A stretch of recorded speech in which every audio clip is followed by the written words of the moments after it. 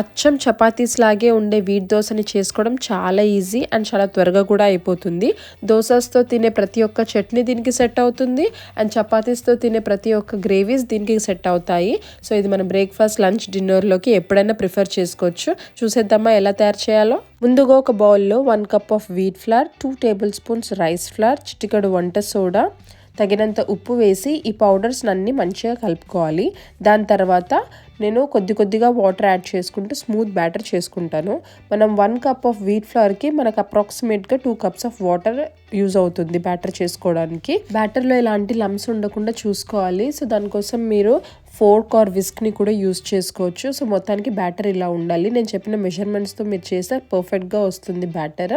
ఎక్కువ లూజ్గా ఉండకూడదు అండ్ ఎక్కువ హార్డ్గా ఉండకూడదు. దాని తర్వాత ప్యాన్ వేడెక్కిన తర్వాత మనం దోశలాగా వేసుకోవాలి. చాలా థిన్గా వేయకూడదు, క్రిస్పీగా వచ్చేస్తుంది. సో కొంచెం మీడియంగా లావుగా వేసుకుంటే మనకి సేమ్ చపాతీ లాగే వస్తుంది.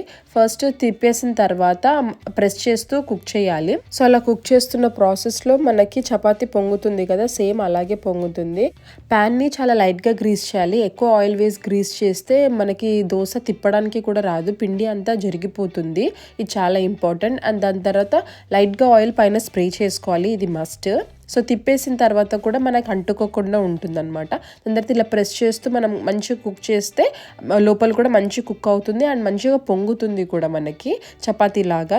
ఇన్స్టెంట్గా ఒక బ్రేక్ఫాస్ట్ రెసిపీ మనం చేసుకోవాలంటే ఇది చాలా ఈజీ రెసిపీ. సో మీరు కూడా మీ కిడ్స్కి ఈ రెసిపీస్ని ట్రై చేసి మీకు ఎలా కుదిరిందో నాకు కమెంట్స్లో చెప్పండి. నా వీడియోస్ చూస్తూ నన్ను సపోర్ట్ చేస్తున్న వాళ్ళందరికీ చాలా థ్యాంక్ యూ.